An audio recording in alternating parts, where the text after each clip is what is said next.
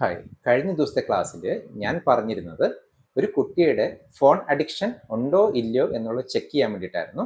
5 minute നേരം കൊടുത്തതിന് ശേഷം ഫോഴ്സ്ഫുള്ളി ഫോൺ വാങ്ങുക എന്നുള്ളതായിരുന്നു ഞാൻ പറഞ്ഞത്.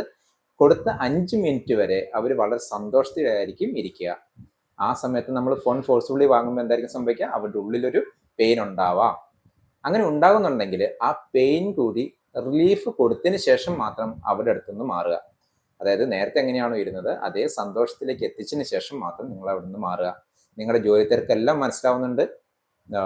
രാവിലെ എല്ലാ ജോലിക്കിടയിലും ആയിരിക്കും ഈ പ്രശ്നങ്ങളൊക്കെ ഉണ്ടാവുക. എന്നാൽ പോലും ഇതിനു വേണ്ടി കുറച്ച് സമയം നിങ്ങൾ സ്പെൻഡ് ചെയ്യാൻ വേണ്ടി കരുതുക. അതല്ല എന്നുണ്ടെങ്കിൽ ഇതിൻ്റെ എല്ലാത്തിൻ്റെയും റിയാക്ഷൻ നടക്കുന്നത് ചിലപ്പം 12 വയസ്സ് 16 വയസ്സിൻ്റെ ഇടയിലാവാം.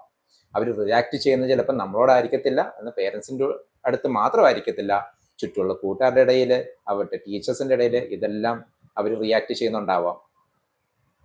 അപ്പം മാക്സിമം നിങ്ങൾ റിലീഫ് കൊടുക്കാൻ വേണ്ടിയിട്ടുള്ള ടൈമും കൂടെ കരുതുക.